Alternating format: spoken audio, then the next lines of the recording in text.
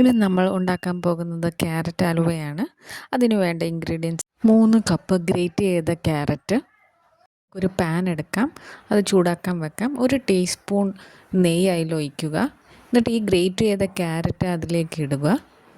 എന്നിട്ടത് കുറച്ച് നേരം അതിൻ്റെ പച്ചപ്പ് മാറുന്ന വരെ, അതിൻ്റെ നിറം മാറുന്ന വരെ ഒരു 5 മിനിറ്റ് ഒന്ന് കുക്ക് ചെയ്യാം. ഇതുപോലെ നിറം മാറിയ ശേഷം 2 കപ്പ് പാൽ അതിലൊഴിക്കുക. 1/2 കപ്പ് പഞ്ചസാരയും കൂടെ ആഡ് ചെയ്യാം. ഇതെല്ലാം കൂടെ നല്ലപോലെ യോജിപ്പിക്കുക.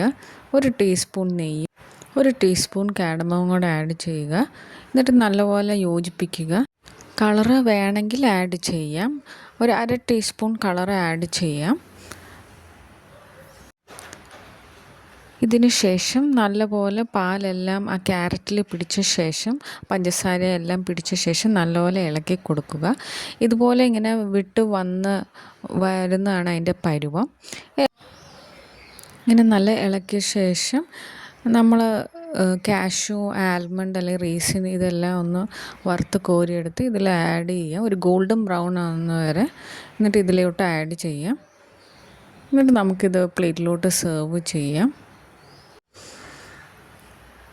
ഇതിനി പ്ലേറ്റിലോട്ട് സെർവ് ചെയ്ത ശേഷം നമുക്കതിൻ്റെ മുകളിൽ കുറച്ചും കൂടെ ഡെക്കറേറ്റ് ചെയ്യണമെങ്കിൽ ചെയ്യാം. ഇത് വളരെ ഈസി ആയിട്ടുള്ള ഒരു റെസിപ്പിയാണ്.